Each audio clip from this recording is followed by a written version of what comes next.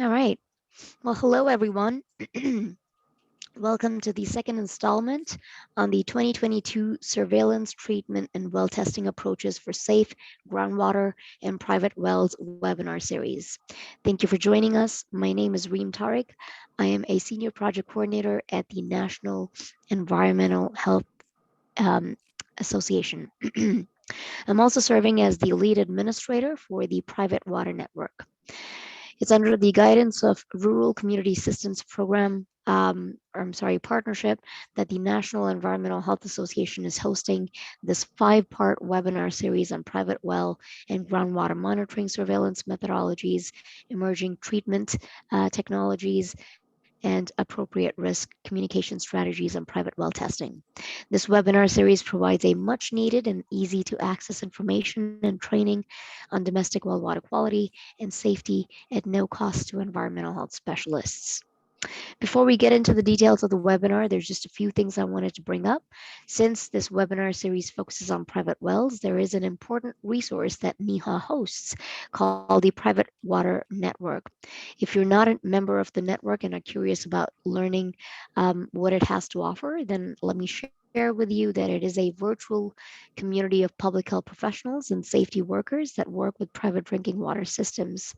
The network was launched by NEHA in partnership with CDC as well as the National Network of Public Health Institutes. The mission of the network is to build a sustainable community for those working to support private water programs, to connect with their peers, to share experiences, insights, and resources, and to do the work more effectively and efficiently in order to protect the public's health from contaminants in private water sources. Membership to the network offers access to a virtual community platform that offers features such as a discussion forum, a resource library, an events calendar, as well as a members directory. This is a free resource for anyone who would like to join. Now, on to our webinar today. The title of today's discussion is Collaborative Pilot Scale Evaluation of Granular Activate Carbon and Ion Exchange Medias for Removal of PFAS from Groundwater. In this presentation, the speaker will share insights on a pilot study that explored the evaluation of GAC and ion exchange medias for removal of PFAS from groundwater. The study looked to directly compare the performance of GAC and IX in a scalable manner by matching pilot scale hydraulic loading rates to full scale loading rates. Today, we are joined by our speaker, Dr. Adam Redding. Dr. Redding is a technical director at the Drinking Water Solutions at Calgon Carbon. Dr. Redding completed his PhD in environmental engineering at Penn State University in 2008. Both his Master's of Science and PhD degrees focused on predicting the performance of activated carbons for drinking water treatment, in particular the removal of endocrine disrupting and pharmaceutical compounds. Adam has worked in the activated carbon industry since 2008 in applications involving municipal, industrial, and food and beverage water treatment. Some housekeeping rules before we begin. Of course, the session is being recorded. The recording will be uploaded onto the NEHA LMS once the entire webinar series is completed. We are hoping to have an interactive session today. So if you do have any questions, feel free to drop them in the Q&A box. Feel free to chat with each other in the chat box, respond to each other's questions, comments. Um, Always good to see some lively discussion happening in the chat box. So um, use the Q&A box for the questions. Just note that we will be taking all questions towards the end of the presentation. We will share all links to the resources that are mentioned in the session, and we will upload them onto the NEHA LMS and also include any of the resources in a follow-up email as well. At the conclusion of the session, you will be directed to a short evaluation. Please do take that evaluation because it does help us in planning for future offerings. And with that, I will turn it over to you, Adam. Thanks so much. All right, thank you very much, Reem. Appreciate the introduction and appreciate being invited here today to speak. So what I'm going to talk about is the pilot study that we embarked on with a small utility in Delaware. And the reason that we worked with this utility, not just they're an existing customer, but because they were willing to participate in the pilot study. And that's a really key part of any type of this work, where you have to make sure that you have willing collaborators, because you're going to need the help of the operators. You're going to need someone to sample, someone to check on the unit. And then additionally, we tied that work in with the group in Delaware known as STRIDE. It actually stands for the Science Technology Research Institute of Delaware. They also go under the heading of the Center for PFAS Solutions, with their group that just focuses on PFAS analyses and eventually some feasibility studies for small utilities. But we were able to put all this together because of the willing group of collaborators. So I just wanted to make sure that that's understood, and thank my partners in this effort.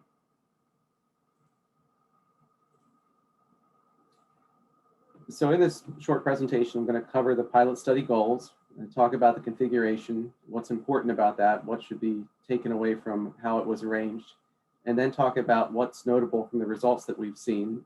And I'll point out that this was the first phase of the work. We're in the middle of a second phase of the study, and looking at what we learned from this phase and trying to apply it to a second phase to further improve the water quality, but then finally try to recap with some conclusions and hopefully get to some questions. So the goals, like any good pilot study, we want to try to compare this small scale evaluation to how a full scale vessel or full scale absorber, full scale treatment system is working at the site. What you'll see there in the photo is a model 1240 vessel, 12 meaning 12 feet in diameter, 40 meaning it holds 40,000 pounds of activated carbon media. To put that poundage, that weight into perspective, that's about 10,000 gallons of media. So what that means is that that system operating at about 1,000 gallons a minute would have about a 10-minute empty bed contact time, but that would be a typical scaling. So you could say one of these systems, a lead lag pair, would be applicable to treat 1,000 gallons per minute. In this case, it's treating about 700, so a little bit less, but still within reason as far as what's an acceptable contact time to effectively treat and efficiently treat water for PFAS. During the pilot study, we want to, over time, collect influent and effluent samples so that we can track the progress of the contaminants as they make their way into the medias and then eventually out of the medias. This is how we're benchmarking them against each other. And that's really the third bullet point. We want to compare those breakthrough times to the bed volumes. So a bed volume is just a normalized treatment volume. It's the amount of water that's been treated divided by the empty bed volume. A lot of us that work in these treatment arenas, we speak in those terms because it's a normalized term. A key thing to think about when someone is speaking about a bed volume is always ask them, what's the contact time in that bed volume? And that's how you can translate the number of bed volumes into actual life, into actual runtime. And finally, we want to take this operational data and move to what really is the most important thing for the utility, and that is how can they best combine the most effective treatment media to produce the best water at the least cost or the lowest cost for their utility. And I should mention that Delaware is currently looking at a much lower treatment goal. If I'm not mistaken, it's around a combined 20 parts per trillion of PFOA and PFOS. So roughly a quarter of the EPA health advisory level of a combined 70. So again, in particular, quite important for this utility. So in the pilot configuration, we looked at two types of activated carbons that are applied for PFAS removal, and then two anion exchange resins, both that have been applied for PFAS removal. The key differences are the source materials that were used to make those activated carbons, which source material then defines what the structure of that material looks like in its final form, and also to some extent regulates what the limits are for how that can be applied. The ion exchange resins, they differ in the amount of cross-linking. That's how we have a macroporous structure versus a gel type. Macroporous typically has a more open structure, but I won't get into too much detail with those. We have the CalRes 2301 product applied most commonly in IX installations. The 2304 product because we've seen better performance of the 2301, is not as frequently utilized. While I was speaking, looks like there's a question that came in. There are no MCLs yet in place for PFAS, at least at the federal level. There is only a health advisory level. So the EPA is currently going through the rulemaking process, and we'll know a lot more after the next round of the Unregulated Contaminant Monitoring Rule, or the UCMR. So UCMR 5 is in progress right now, or starting, and they'll be collecting more data on PFAS than was collected in the UCMR 3 round several years ago. In the pilot study, we did a biweekly analysis of the effluent PFAS with our friends there located quite close to the site in Delaware, applying both EPA methods 537 and 533. At the time of this work, it divides up into two separate compound groups, and I'll talk about what's covered in each one of those. And finally, to get an idea of how the performance of the medias is being impacted by the background water quality, we also looked at the anions, because those are going to compete for the exchange sites on the carbon. Key thing to note there is that these particular PFAS compounds are charged and negatively charged. So other anions that are also, again, negatively charged are going to compete with space with exchange sites on the surface of that exchange resin. So we need to know those so we can look at the water quality in light of how the mechanism is for the removal of the compounds, or how the mechanism acts. Finally, alkalinity also tied in with that. And then total organic carbon. That's really important because we need to know what the levels are, just general levels are in the water, because that's going to absorb on the activated carbon, take some space, because carbon is not necessarily selective in every case, and you're going to have some of it absorb and also competes with PFAS. And finally, pH, just to offer some type of benchmark for the water quality again. Looking at the pilot unit configuration, although it looks complicated, it's actually fairly straightforward in that you have 4 columns, each of them operating in parallel. You have the 2 granular activated carbons, the 2 ion exchange resins. One thing to note is that when an ion exchange resin is this opaque color, like the white here, most typically it is a macroporous resin, and the gel type resins tend to be a little bit clear, or a little bit translucent. One thing that's really important with this pilot study is that it was set up to operate like the full-scale system. Most wells operate on demand, as water needs to be replenished in the distribution system or in storage tanks. In this case, this well's just like that. And what you'll see in the background here is our version of a storage system whereby when the well kicks on, the drum is filled, the pumps are turned on, and that way the pilot operates intermittently just as the well does. This is key because we size these systems for a particular empty bed contact time, and every time the well stops, the contact time becomes infinite, essentially. So we need to see how does this impact the performance, because if we ran this steady state, or ran this all the time, we would get a much more conservative answer than we'll see when operating this intermittently. So under the 537 group of analytes, now 537 can cover quite a few. This is just what was offered by the Center for PFAS Solutions. 2 that you'll note on there that are most commonly discussed right now are PFOA and PFOS. All of these pop up in some level in this water, some really close to the detection limit. But this site was impacted by firefighting foam at a nearby airbase, and because of that, the levels are relatively high compared to a lot of other groundwaters. Just to put it in perspective, the total combined PFAS that we measured in this water is about 3 parts per billion. So that's 3,000 parts per trillion. Just the PFOA and PFOS alone are combined around 800 to 900 parts per trillion. So fairly high levels, especially when we have customers that are treating for single-digit part per trillion levels, and then this as an extreme. One thing to note, just to try to put a part per trillion in perspective, that is 1 second within roughly 30,000 years. So it's a very, very small quantity of material. Nonetheless, we can detect it. Another way to rationalize it, to steal from an old Alcoa presentation, is that a part per trillion is the size of a cowboy's hat versus the size of the state of Texas. So it is a very, very small amount of material. And the 533 list of analytes, This is an important list to include just because we have these two so-called short chain compounds, which here you have 4 carbons in the structure for the butanoic carboxylate and 5 in the structure for the pentanoic carboxylate. We'll talk about these because they're often discussed between different medias or discussed as how they're removed with different medias. And some of these results are kind of intriguing from that perspective. As I mentioned earlier, when you're looking at a system and comparing breakthrough, and anyone shows you a curve that lists bed volumes treated on the x-axis, it's very, very important to know what the contact time is of that system. And I show this comparison because a typical contact time in an ion exchange system is 2 or 3 minutes. Typical contact time in a GAC system might be 10, might be 15 minutes.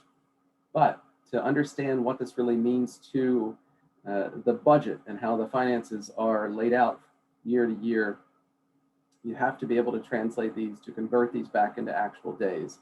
And it's important in particular because you'll see a graph that shows a resin system versus a carbon system. The carbon system is roughly 5 times the size of the resin system. So what that means is that a bed volume is 5 times the size. And you need to be able to use these numbers to calculate the runtime days and then see that actually the values are the same, even though the bed volume values are quite different. So in short, 300 days is 43,200 bed volumes times 10 minutes. So that number of minutes is 300 days. 2 minutes times 216,000 bed volumes. So 2 minutes per bed volume is the equivalent of 300 days in this case. So keep that in mind. And if you see a presentation where you're comparing different treatment technologies, raise your hand, ask the speaker, what's the contact time of those systems, or can you tell me what that is in actual real world runtime? Because these normalized values, unless you're comparing apples to apples, don't mean much to you as an audience member and really need to be translated into, again, where the, so to speak, rubber meets the road. I mentioned earlier that the sizing of the pilot system and how that is scaled is really, really important. It's key because we still see quite a few mistakes made with piloting. And when a pilot is set up, often to accelerate the time to breakthrough so that the pilot's not running for years in some cases, you will take it and run the pilot as if it is a slice of the full-scale system. So maybe it's just half of the bed depth. That's really important because when you scale the pilot and you match the hydraulic loading rate, it is this gallons per minute per square foot, the hydraulic loading rate, that defines the shape of the breakthrough curve. And you can think about it like if you speed it up, the breakthrough pushes out faster. If you slow it down, the breakthrough pulls back.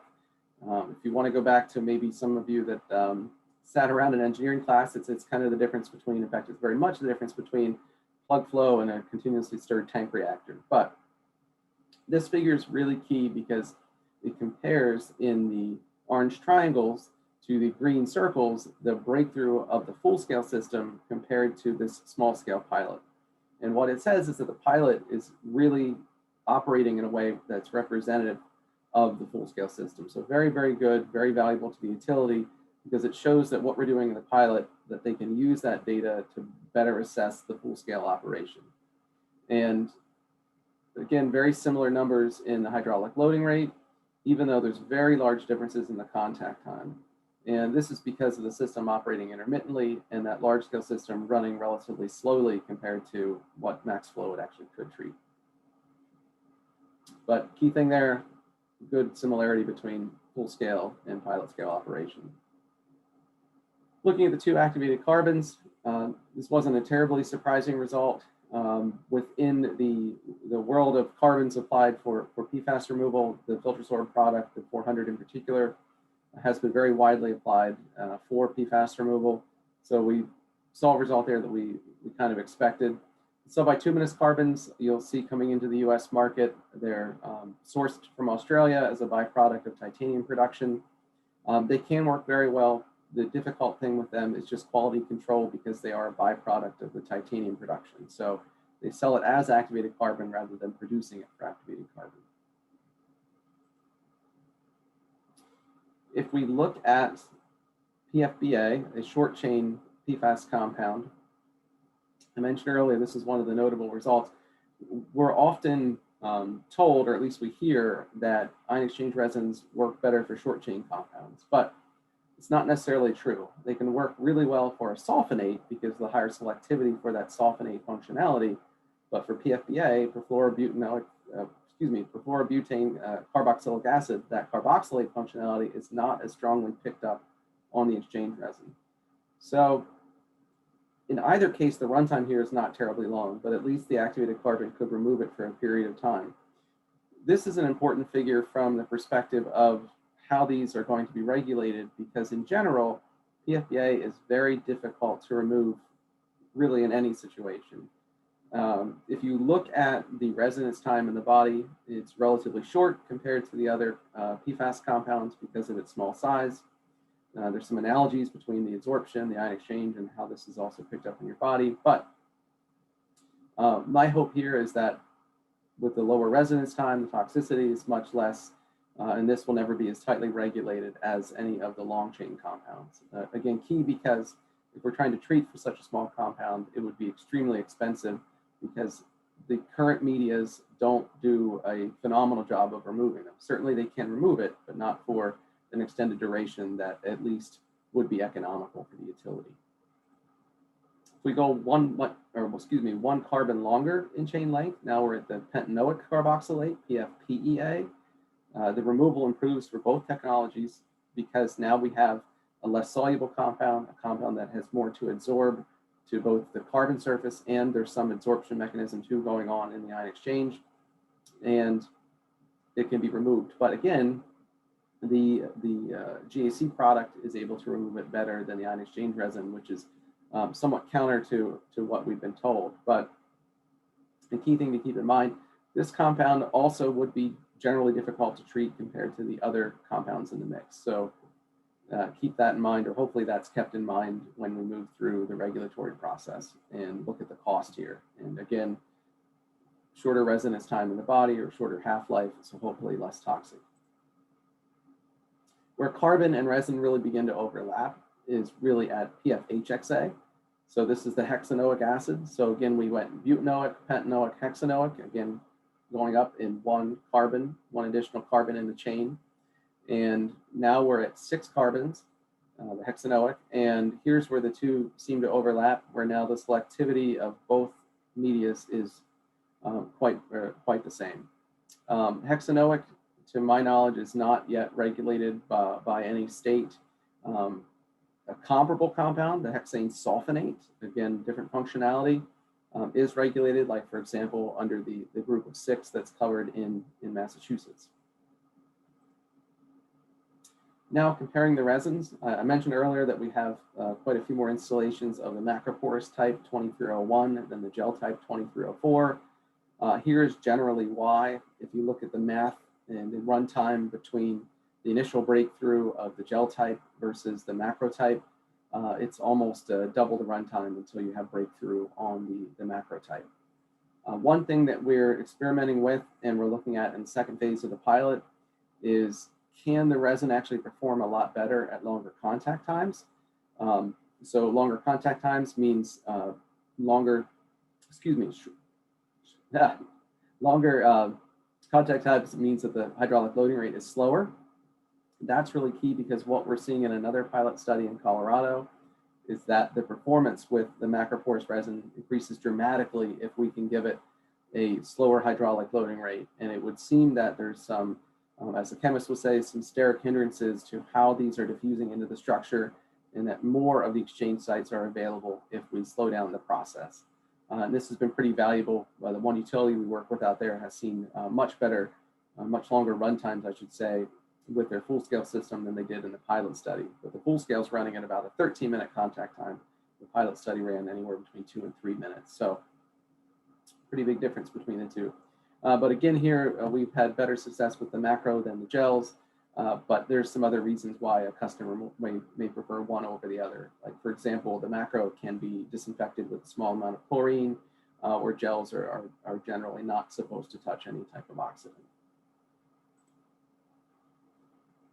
Here's where things get, for lack of a better term, and I'll be honest, I'm a nerd, so I'm going to call this nerdy, but one thing that we have, and I mean we as the larger industry of people treating water for these compounds, one thing we've overlooked is that within the longer chain, so the 6 carbon and up compounds, there are various isomers, meaning that while it has the same name, it doesn't have the exact same structure. So in other words, if you look at PFOS, there is going to be a linear form and then many versions of a branched form. Why this is important is because the way they're absorbed, the way that they are exchanged on the surface of the carbon or the ion exchange resin is different. And that's what this data demonstrates. So to step back a little bit, when we look at the origins of these compounds and the original method by which they were produced, which was an electrofluoridation, that process was generally unselective or not terribly selective for branched versus linear. It produces, some people would say, a lot of different cats and dogs. Newer processes, my understanding, again, not being a chemist that's ever made these compounds, but it's that you're producing more of the linear type. But in short, if you have a site that is impacted by the mixture of both, it is going to be more difficult, again, as this data shows, to remove the branched compounds over the linear. And that trend occurs in both the ion exchange resin and in the activated carbon. So I'll talk a little bit about the hypothesis that I have for why this occurs, but the key thing here is that just as carbon picks these up at different levels and the resin does, so do they speciate in the aquifer. In other words, the same mechanisms that are controlling how they absorb on the activated carbon or exchange on the resin will cause some of these to be retarded in the groundwater flow and some of them to be accelerated or not slowed, not retarded. So key thing there is that as we move away from the site of the contamination, the linear will remain back closer to the origin of the source, and the branch, the more difficult to remove, are going to be out in front. This is really key because as we look at lower levels, we are more likely, because we're farther away from the source when we're in the lower levels, going to be treating a higher proportion of the branched compounds, which are difficult to remove. Now, I'll be honest, it is extremely rare that any laboratory will report both the branched and linear isomer ratios on the data that they provide.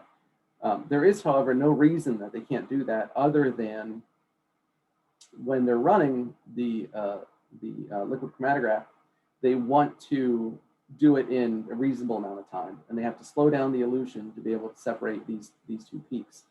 But it's something that's probably worthwhile to ask the lab if they could speciate the two so that you have an idea of what you're trying to treat, because again, they're not the same compound, even though they're called PFOS and PFOA, et cetera, et cetera. And I'll talk about this a little bit more and what this looks like. So if I look at this particular water in Delaware, and I look at the breakthrough curves of the group of branch compounds versus the single linear isomer, there's a lot more linear in the mix, which is perhaps good because that's easier to remove than the branched. In this case, there's more than 10 times, I guess it's more than 13 times the linear concentration than the branched. So we would expect that the branched would not break through as rapidly because concentration drives the breakthrough rate. So if we look at this on a concentration basis, on equal footing, or at least on that footing, I should say, not necessarily equal, we don't really see anything very notable here. We have a very slow, if any, breakthrough from the branched and a relatively steep breakthrough from the linear. What if we normalize that to the driving force, divide that by the influence? So now it's effluent concentration, the amount coming out divided by the amount that's coming in. So now it's normalized to the driving force. And what we see here is that the branched is breaking through really quite rapidly as compared to its concentration.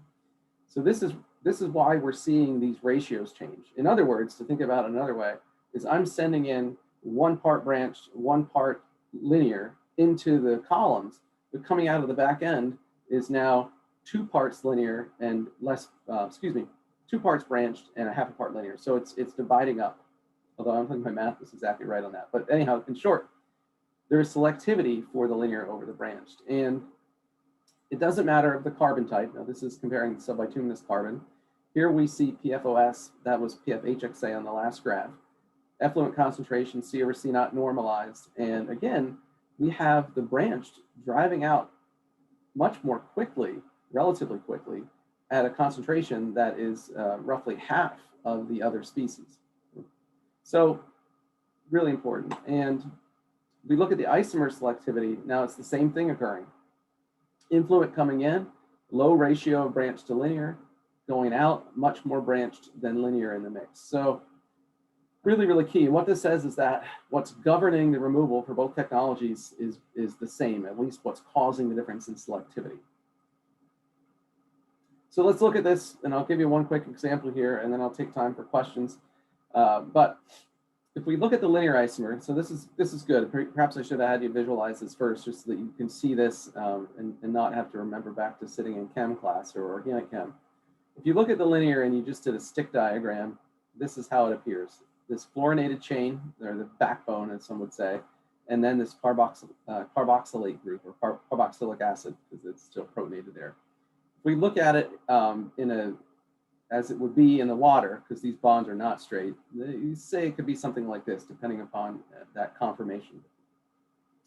We can take another version of that, the branched isomer, so same number of fluorines, same number of atoms, and arrange it with this structure. And what's really important here now is to think about how these are removed and what we've done by changing the structure. So here we've got this charged end. This is going to have the negative charge when the hydrogen kicks off, because this is an acid. And we've got this non-charged end, and this is what's going to stick to the carbon and absorb some to the resin surface. This is what's going to exchange with the resin. And now we've got this structure, but here we've got a pretty long distance between the charged end and the non-charged, and these two really don't want to be in the same space. Here now we've got the charge very close to the rest of the branch structure. So now it's very difficult to adsorb to this side and not have some interference from the charge. So this is really what I think is going on here and why we're seeing this difference in selectivity. And if we step back and we look at the data, I'm going to skip this because it's not a very good depiction. We look at the data and we now sort the compounds according to the actual carbons in the chain. And there's one key thing to keep in mind here, and that is, even though the chemists call this the hexanoic acid, the one carbon is in that carboxylate group. There's only a 5 fluorinated chain in here. Heptanoic, which should have 7, is really only 6 fluorinated chain, 1 in the acid. But if we look at the difference in the proportion, so the amount of selectivity, as we get to a longer compound, PFOS being the longest in the mix here, there's a much greater preference for the linear over the branched. So what's driving this is the number of permutations that you can have of the different isomers, and that there's much higher selectivity for the linear isomer in larger compounds than there is in the small ones. And you can think about it another way too. The small compounds, there's not so many ways you can rearrange them to get away from the charge and separate the hydrophilic from the hydrophobic end. But with PFOS, yeah, you can certainly do that. And PFNA should be up here too, which is regulated in New Jersey. So that caps everything that I presented today. I apologize to some extent, maybe if a lot of this was maybe too heady. I'd be glad to try to simplify some of it in the questions, but I'd like to at least throw something challenging out there. Key thing here, I'd say, is that we had a low ionic strength background, so low chloride, low sulfate, low nitrate. This allowed the ion exchange resin to actually perform quite well in these specific conditions. And specific there is an important word because the pilot testing is really the only way to gauge the IX performance and to get a grasp on how these ions are going to impact the media performance. And the same thing for the activated carbon. So the GAC was better for the short compounds, which contradicts general messaging. We're now piloting a lead lag configuration, as I show there in that third bullet, trying to see if we can knock out some of the compounds with the IX ahead of the carbon. Can we get the carbon to perform a little bit better? Sort of take the best of both technologies. And eventually we'll get to some ion exchange and carbon economic comparison. I don't present that here. The key hurdle or main hurdle right now for any media that's going to be incinerated, which is where the ion exchange media would go, it's about $90 a cubic foot. And keep that in light of the fact that on the front end, the media costs about $350 a cubic foot. So now you're paying $350 for the virgin media and just $90 to dispose of it or have it incinerated. So very expensive. And finally, if you can get your lab to tell you the branched linear isomers, that's really valuable just to give you an idea of, are you tackling a more difficult version of PFAS, or are you treating perhaps luckily an easier version of PFAS? And without having that, we really don't know the signature. And it's exactly what it is. It's a signature that has a lot to do with the source of the contamination and how far away from it you are. And Reem, I think that wraps up all I have to say. Great. Thank you so much, Dr. Redding. Again, just as a reminder to the audience, please drop your questions in the Q&A box. You may also raise your hand and I can unmute you if you'd like to ask your question out loud. And with that, let's see if we've got any questions. And I know, Dr. Redding, you took some questions as we sort of were going through it. So thank you for that. I see two questions that just populated. One by Gwen. Gwen asks, are many water systems testing for PFAS, and are they being proactive in pre-treatment? Yeah, so all of them that fall under the jurisdiction or the list within the UCMR 5 will be testing, and we'll be testing for a long list that is at lower levels than we're under the UCMR 3. So UCMR 3 capped off the reporting limit at about 30 parts per trillion, but now we're running lab methods where we're getting down to fractions of a part per trillion for detection. So we're probably going to see, in fact, we're definitely going to see a lot more in this round of screening. Most of them are being proactive, but I think unfortunately there's still not enough support for smaller utilities out there to understand how to tackle this stuff, and if they need to just shut off a well or start looking at treatment. But given that we don't have a regulation and the health advisory was issued in 2016,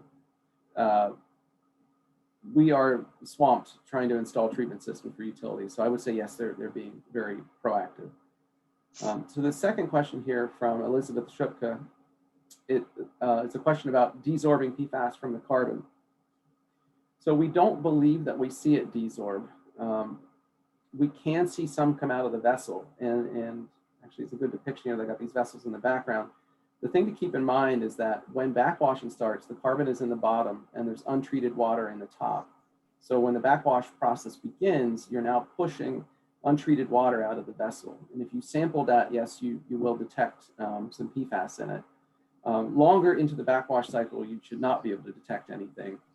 But I don't know how thoroughly that has been investigated for PFAS.